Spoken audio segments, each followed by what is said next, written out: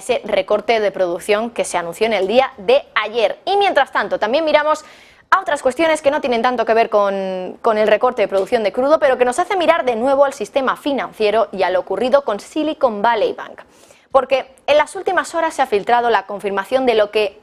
ya se rumoreaba, de lo que muchos creían saber ya, que el banco era consciente de que podía caer. Bueno, ya lo dijo la Reserva Federal, dijo el jefe de supervisión de la Fed, Michael Barr, lo dijo hace unos días, que habían avisado a Silicon Valley Bank de que podían tener problemas y que fue el propio banco, por su mala gestión, el que decidió no hacer nada al respecto. Bueno, pues hoy hemos conocido efectivamente la confirmación por parte de ex empleados del banco que efectivamente los ejecutivos sabían que podía caer el banco. Lo sabían porque un modelo que usaban les había mandado una advertencia, una señal de que si los tipos empezaban a subir, eso iba a tener un efecto devastador sobre la entidad.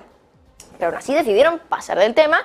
y cambiar los supuestos que incluía ese modelo para que no pareciera tan grave, para contrarrestar esos efectos, esas pérdidas que el modelo estaba diciendo que iba a tener el banco en el caso de que los tipos empezaran a subir. Bueno, hoy esta noticia, esta información la ha destapado el fin de semana el Washington Post, el diario estadounidense. En ese reportaje que están viendo ustedes empiezan explicando un poco lo sucedido, como una historia que se remonta al año 2020, y dice que entonces los ejecutivos de Silicon Valley Bank se embarcaron en una estrategia para aumentar las ganancias, para aumentar los beneficios. Una estrategia que, por cierto, disparó rápidamente una alarma interna.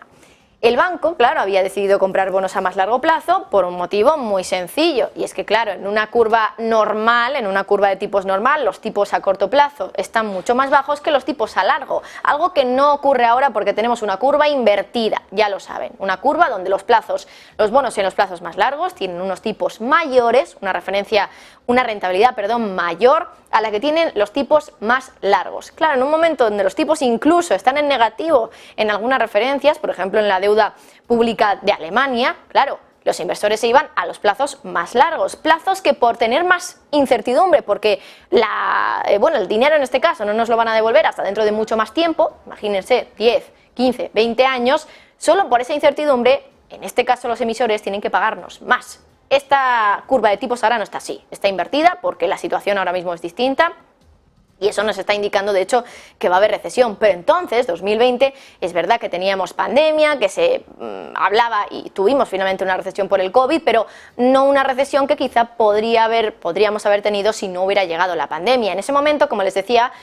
teníamos una curva de tipos normal, los bonos a más largo plazo tenían más rentabilidad y claro, ¿qué pensó Silicon Valley Bank que era lo mejor para hacer en un momento donde los bonos estaban dando unas rentabilidades del entorno al 0% y los que más daban eran los bonos a más largo plazo? Pues comprar los bonos a más largo plazo, porque eran los que daban más intereses más jugosos. Pero claro, Silicon Valley Bank no cumplía con una métrica de riesgo clave, porque un modelo interno de la empresa les mostró que los tipos de interés más altos, si subían esos tipos de interés, los tipos de la Fed, podrían tener un impacto devastador en las ganancias futuras del banco. Bueno, ya se lo hemos contado en algunas ocasiones, esto básicamente es por una cosa que en mercado se llama duración, que es la relación que hay entre las rentabilidades de un bono y su precio, y es que cuando tenemos bonos de larga duración, bonos de largo plazo, aquí un movimiento de los tipos de interés de un punto básico, de 10 puntos básicos, por ejemplo, tiene un efecto en precio mucho mayor que el que tiene en bonos de un año, por ejemplo, para que se hagan ustedes una idea. Entonces, claro, una subida de tipos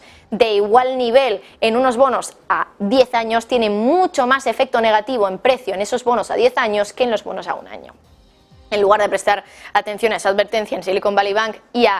también a pesar de las preocupaciones que había por parte de algunos miembros del personal, que insisten hoy desde el Washington Post que existían, los ejecutivos del banco simplemente lo que hicieron fue cambiar las suposiciones de ese modelo. Es decir, si el modelo te dice que algo estás haciendo mal, pues cambias lo que te dice el modelo, básicamente. Se lo han dicho al periódico estadounidense varios ex empleados de la entidad y aunque bueno, ya era algo que se intuía, hasta ahora nadie había hablado de esos ajustes públicamente, unos ajustes que, por cierto, predijeron inicialmente que una subida de los tipos de interés iba a tener un impacto mínimo. Bueno, al final mínimo no fue. Pero claro, ¿en qué se basaban esos nuevos supuestos como para